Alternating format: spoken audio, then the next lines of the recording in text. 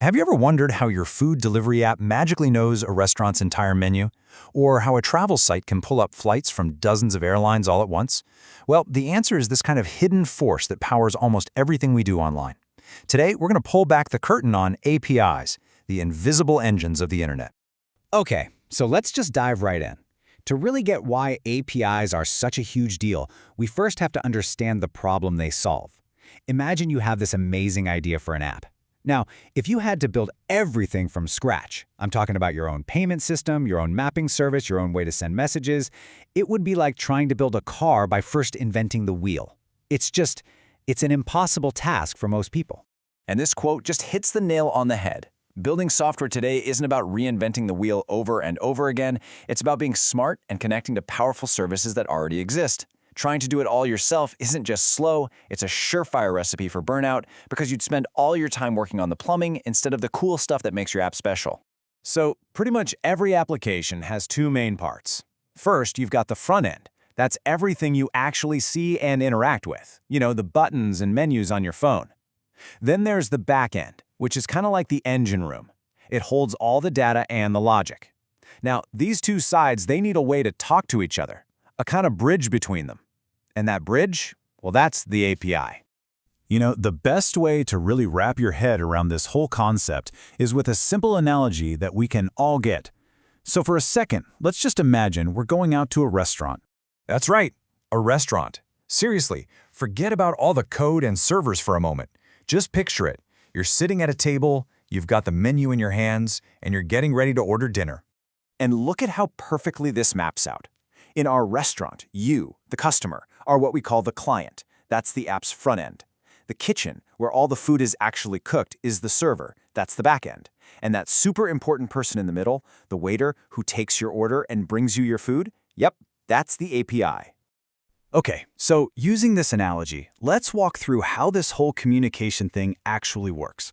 I mean, how do you get from wanting a burger to actually having a burger on your plate? It's really just a simple, four-step process. First up, you make a request. You tell the waiter what you want from the menu. In the tech world, the app's front end sends a request for some specific data. Second, the API, our waiter, takes that request to the server, or, the kitchen. Third, the kitchen gets the order and starts cooking. The server processes the request, finds the data it needs, and gets it all ready.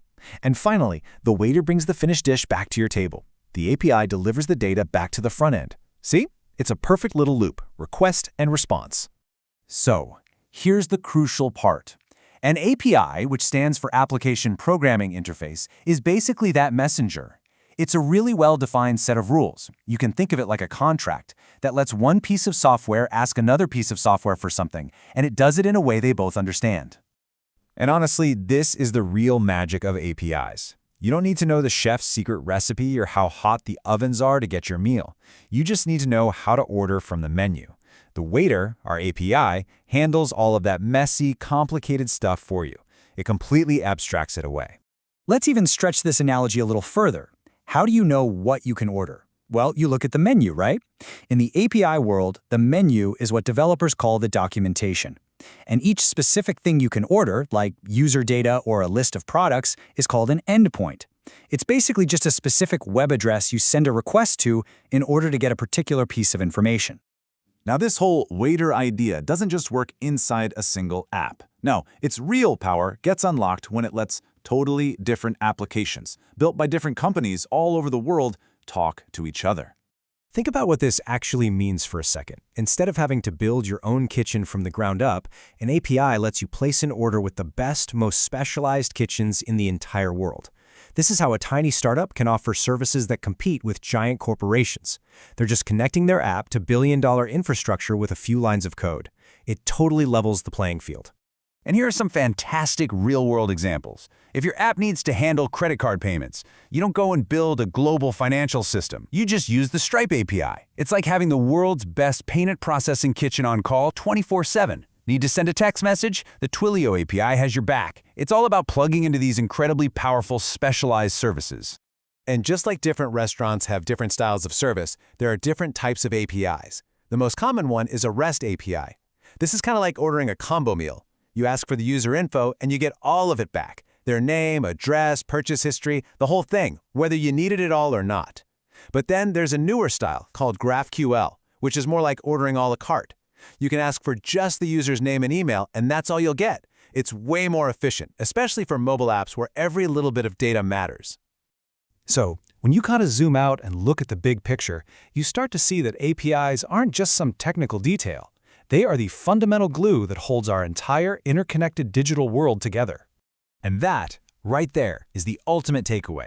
At its core, an API is just a standardized way for different pieces of software to communicate. It doesn't matter if it's the front end of an app talking to its own backend, or your app talking to a massive service like Google Maps. The API is that standardized messenger. It's the universal language that lets all these different systems work together seamlessly. I mean, think about it. From your smartwatch to your car, even to your refrigerator, everything is becoming a piece of software. And APIs are the threads that are going to weave them all together. They truly are the invisible engines driving our future. So, the only real question left is, what will they connect next?